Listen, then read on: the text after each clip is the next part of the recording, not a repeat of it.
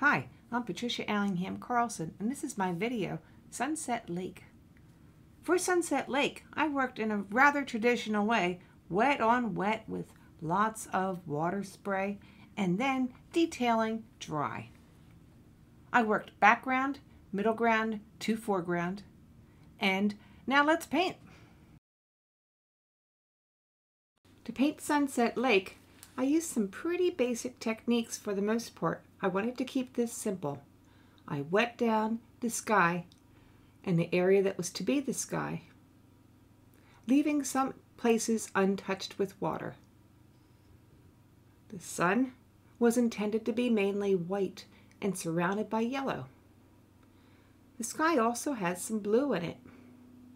And we know what happens when you run blue into yellow, so I tried to keep the areas separate. If you touch color in and then don't overly paint it, it will sort of stay in place if the paper's the right wetness. If the paper is totally dripping, it's going to run all over the place with no control. But a little wetness will allow the paint to stay in place if you do not blend it with the brush. So I put it down and leave it alone in the areas where I do not want it to run together and get all muddy in color.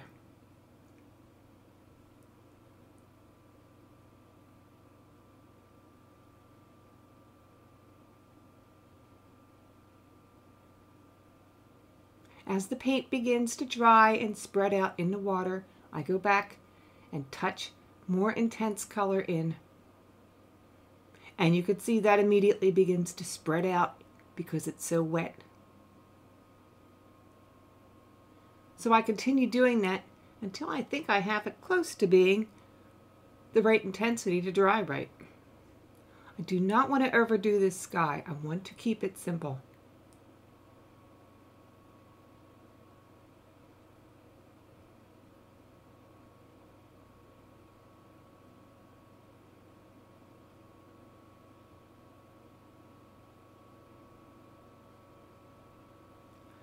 Next, while the sky is still a little damp, I'm painting in a distant, low sloping hillside or low mountain range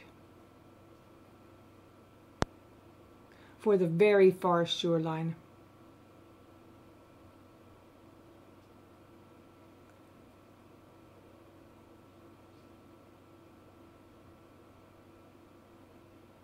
And it's beginning to dry, so my next part will be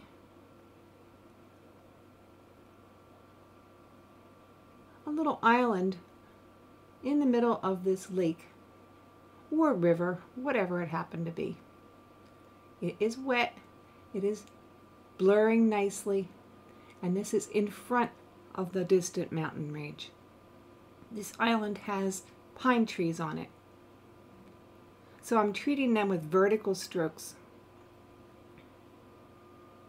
and allowing them to run right up in front and overlap the distant mountain range. I'm using primarily Hooker's Green Dark, but I'm using a little bit of indigo mixed in to make it quite dark. I've also used some sap green in some areas. These trees are largely in silhouette, so there is not a lot of detail here. Now the center area is lit up by the sunlight and some beams of sun, and I've painted it a little too dark, so I'm going to have to be doing some lifting there.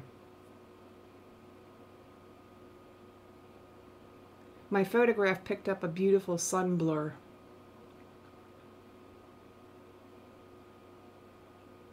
And I don't have that conveyed correctly yet. Now I'm doing a little splattering with my brush to get some random colors down. And I splattered my sky, so I'm taking that off.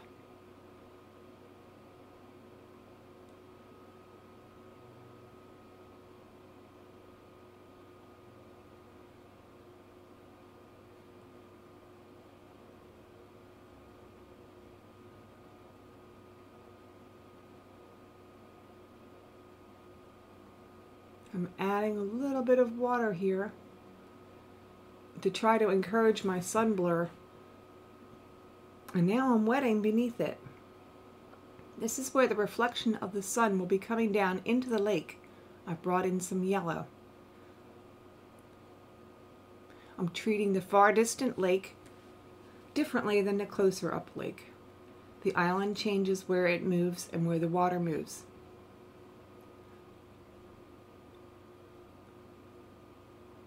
If you notice, I leave a faint strip of light or whiteness, dry paper, between the island and the water, and between the far mountain slope and the water.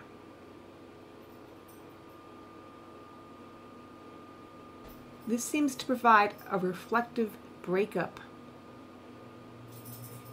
And to me, it allows my eye to make the transition between the water and the land. It's something I was taught a long time ago. I'll sometimes fill that in, make it thinner, or sometimes I will just leave it as a white strip. To me, it shows some reflective light along the shoreline.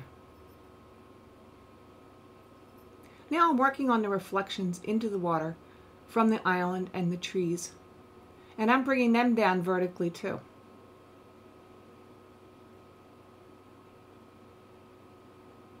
That would indicate the water is pretty still right next to the island, which allows for a mirror-like reflection.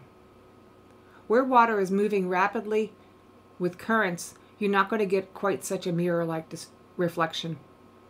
And now I'm wetting the rest of the lake with my brush. And I'll be bringing in my colors, and they will be fairly soft. I'm indicating with a slight diagonal stroke that there is a light current going here right by the shore.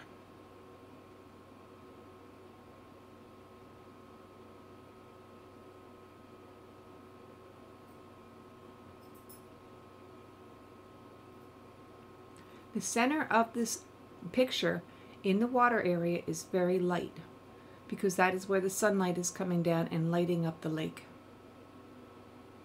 Around the edges, it's a little darker. But the whole body of water is basically fairly light.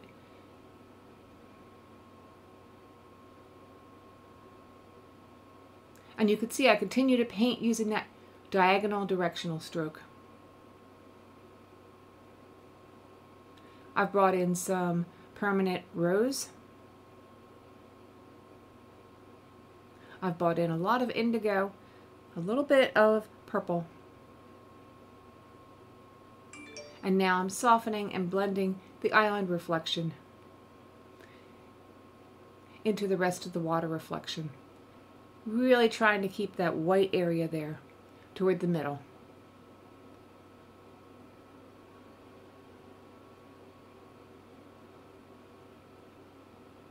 I'm not over mixing my colors in this painting, and I like the simplicity of it. The simplicity of the approach was a pleasure, because I do work with some other very complicated pictures.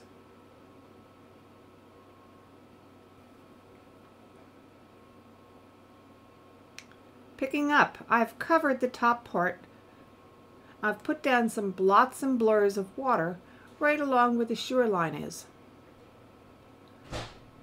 This has not been sprayed but blotted, so the paint that I apply will come on in an uneven way. This is one of my best ways for showing foreground grassy areas or dirt.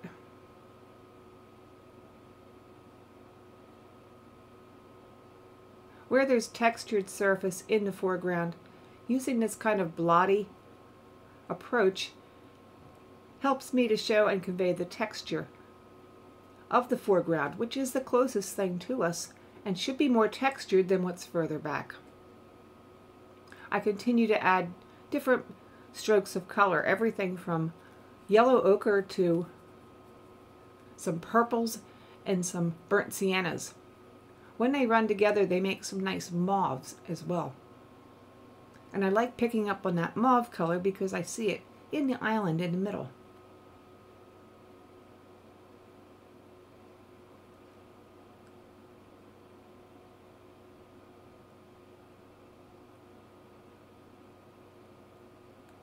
Painting grassy foregrounds is not exactly my favorite thing to do. But fortunately, these have some lovely trees growing out of them and some plants to add some grace. I could have gone the other way and left it very untextured, but since I wanted to detail the trees growing out of these areas, I felt I had to add the textural interest. Once I've added some darks, I start to bring up some grassy, bushy clumps of foliage.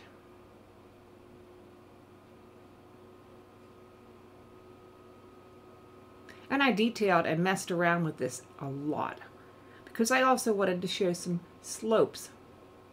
I wanted to show that the ground was coming up and going down in little hills and generally rising toward the right side. And I'm doing that by interspersing deep darks along with the brighter, more grassy colors. In my reference photograph, the darkest areas were right by the shoreline, where the shore met and overlapped the lake surface. So I'm trying to make these areas dark with silhouette type of feelings. And the two trees that grow up from this shore are also in largely silhouette. I've done some splatter painting. I've blocked off the areas where I want to splatter, and I don't want the splatter to go, using my hands.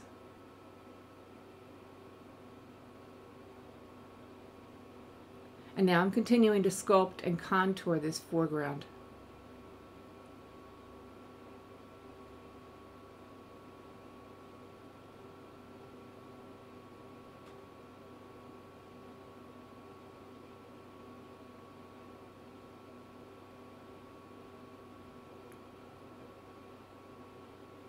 And it's starting to approach what I'm looking for. Now, before I paint the trees overlapping the lake, I want to make sure that the lake is very dry. I certainly don't want everything to blur and run at this point. So I begin making markers as to where I want the branches of the trees to go.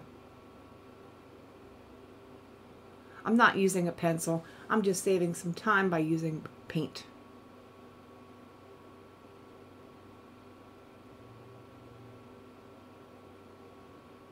You may notice I did not detail the reflection heavily on the left side of the paper from the island, and that is because I plan to cover up most of the area with a tree.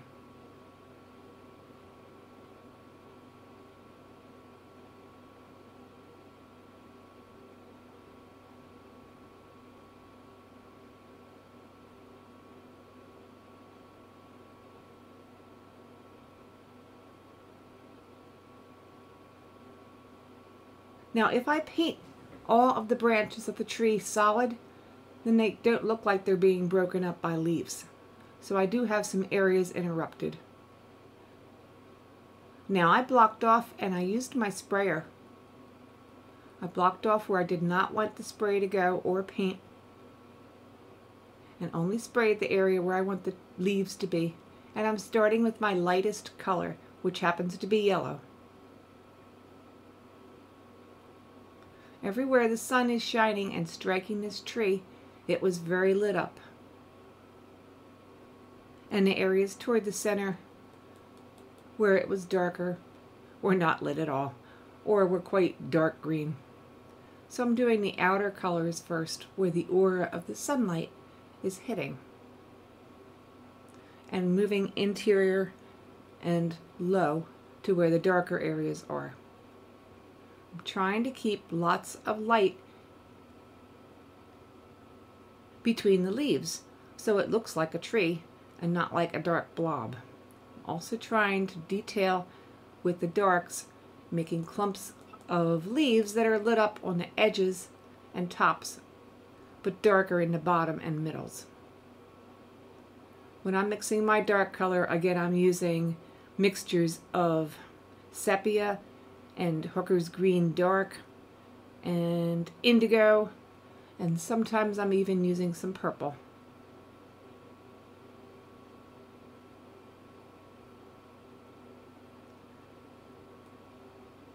Working wet, again, the paint is being dispersed by all the water.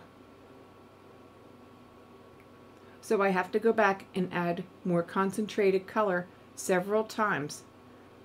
When you're working wet like this, it will continue to lighten. And when you work dry or wet on dry, then you're starting to glaze or build the colors up. At this point, I am just simply adding more and more color onto the wet paint. Now I'm going to spray down the other tree area. And again, I used paper to block where I did not want the spray or paint to go. Again, I'm starting out with my lightest color around the edges of the tree where the sunlight is hitting. My lightest color being yellow.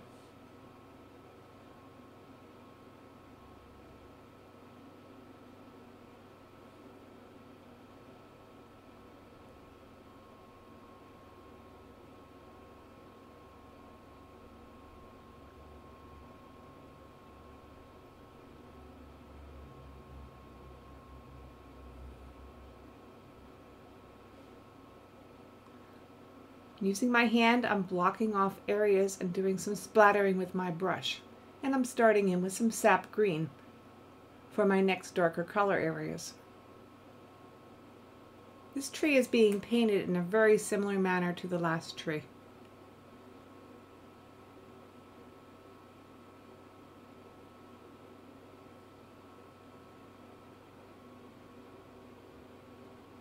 You'll see also, as the painting goes on, that I started in the very background with the sky area, and then I worked forward from the background to the middle ground to the foreground, which is where I'm at right now.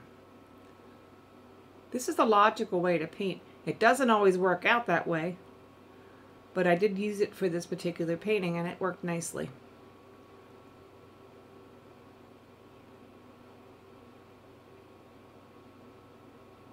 I'm continuing here to add more and more paint to the very wet areas, at the same time trying to keep that light, loose feeling to the leaves that you can achieve by using the spray bottle and water. It just takes an awful lot more layering and layering and layering of intense color to compensate for working on such wet paper.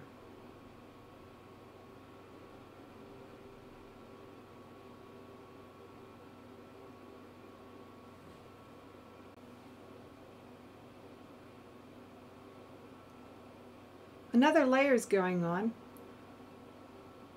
I've used my paper to shield and I'm using my hand to shield.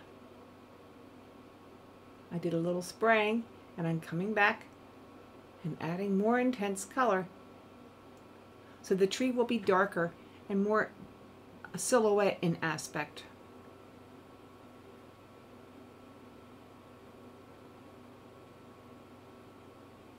Continuing to use the spray bottle helps me to keep the randomness. And I do use a lot of splatter with my brush too. The whole matter of asymmetry of foliage is important in my opinion. If everything in nature is asymmetrical and a bit random, it looks more natural.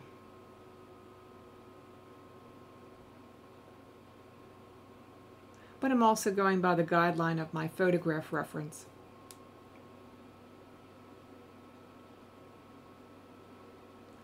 Darkening and darkening and darkening in the interior areas.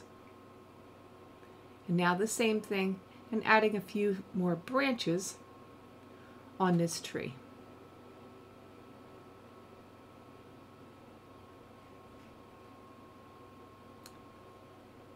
I turn it upside down to work to get the little splatters off that I've put into the sky accidentally.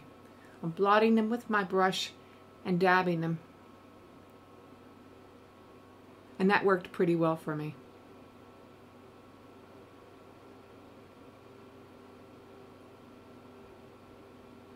Lifting some more splatters from the center, which should be very white. And Now I'm adding a bit of blue into the foliage because I thought that picked up nicely on some other colors. I liked it there.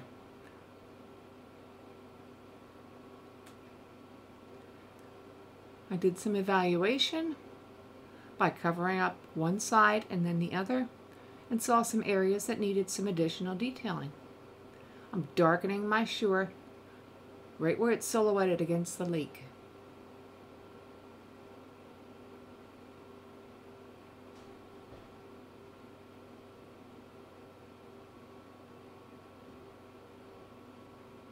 My signature, and it is done.